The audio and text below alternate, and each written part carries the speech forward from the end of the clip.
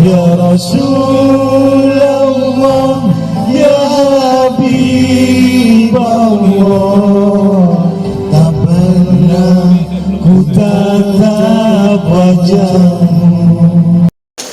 Karena pada malam hari ini adalah malam pertama kita tarawih, saya akan menjelaskan beberapa hal terkait dengan puasa wajib Ramadan agar kita nanti memperoleh kesuksesan dalam menjalankan amaliyah di bulan suci Ramadan. Yang pertama adalah terkait bahwa amal baik itu bisa sukses meliputi syarat 3, yakni yang pertama lillah.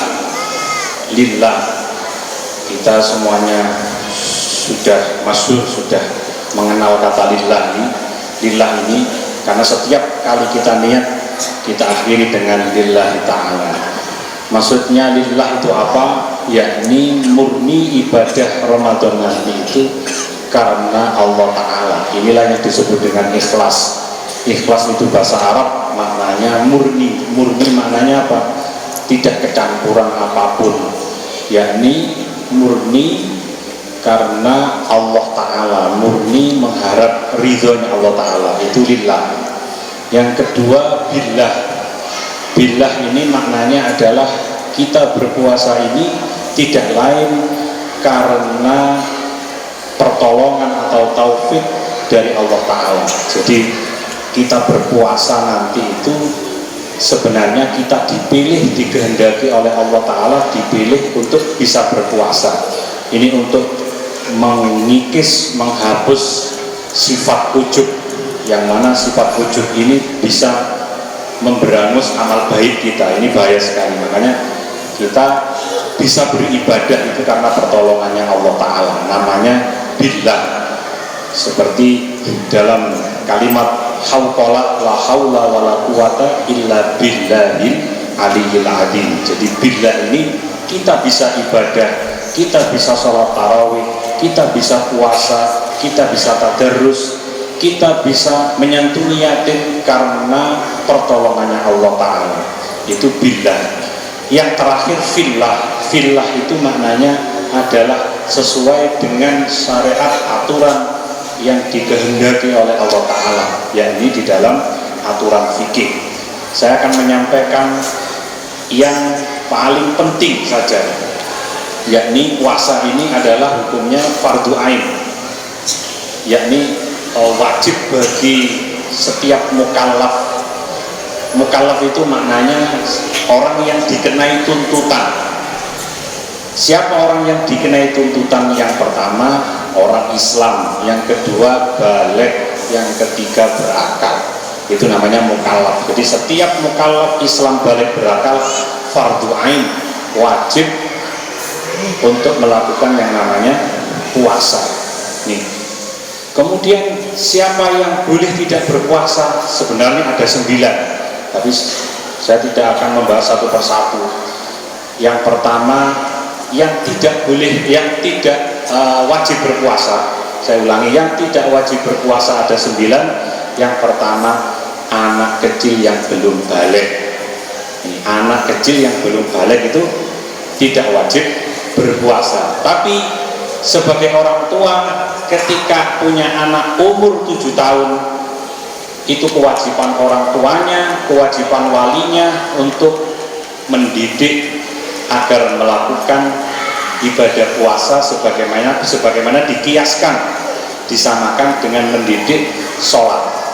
Jadi kewajiban sholat itu kan umur 7 tahun, itu yang punya kewajiban walinya atau orang tuanya.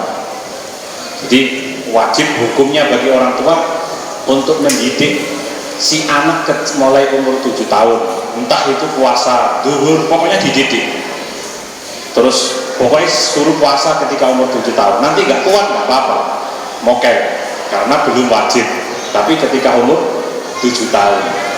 Lain dengan Syekh Abdul Qadir Jailani. Syekh Abdul Qadir Jailani itu bayi ketika menyusu ibunya, ketika bulan Ramadan tiba, dia tidak menyusu, dia berpuasa. Bayi berpuasa. Ini kehebatannya Syekh Abdul Qadir Jailani yang di Baghdad. Kalau Abdul Qadir Jailani Suwaibo ya maruf gitu.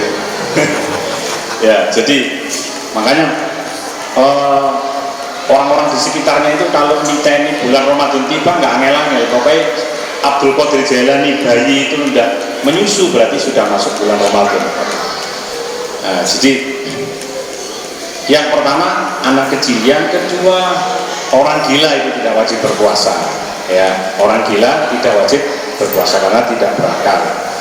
Yang ketiga adalah orang sakit. Orang sakit tidak wajib berpuasa kalau karena mudorot, ya. Jadi ukurannya itu mudorot, ditimbang sendiri atau pertimbangan orang yang merawatnya, dokter, istilahnya dokternya.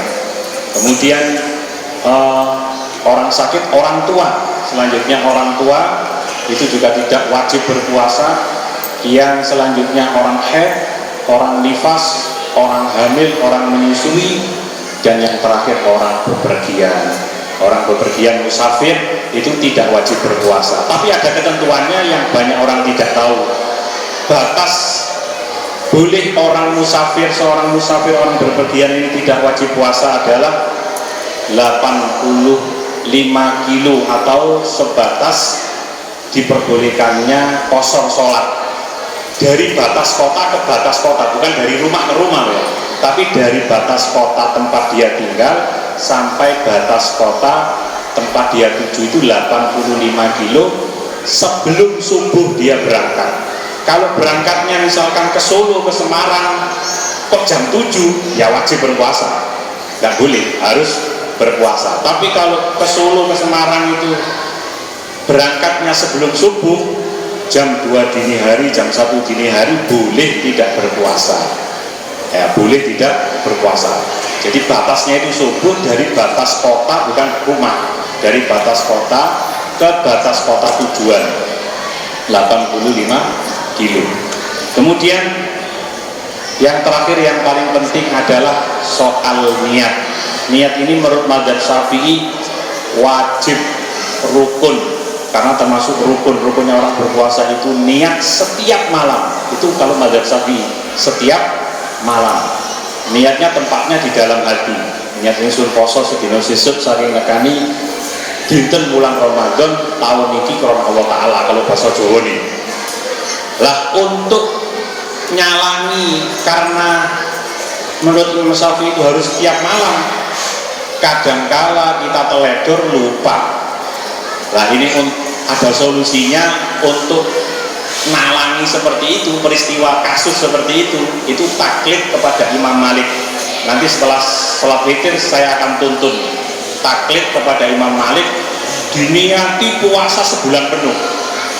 Jadi diniati puasa sebulan penuh. Nawaitu shauma fi jami'i syahri ramadhana taklidan li imami malikin hadhihi sanati fardholillahi ta'ala. Hadirkan di dalam hati nanti niat ingsun poso, saya niat berpuasa seluruh hari-hari pada bulan Ramadan tahun ini, taklid kepada Imam Malik fardu karena Allah Ta'ala. Itu niat yang pertama, nanti saya tuntun. Kemudian baru niat setiap hari nawaitu somawatin anadai fardisari Ramadana hadisanati fardholillahi ta'ala. Itu menurut Imam Syafi'i wajib niat setiap hari. Ini mudah-mudahan kita semuanya mendapat pertolongannya Allah, dipilih oleh Allah untuk bisa maksimal menjalankan amaliyah ibadah bulan Ramadan tahun ini. Amin ya rabbal alamin. Saya akhiri hadanallahu wa iyyakum al-afu. Assalamualaikum warahmatullahi wabarakatuh.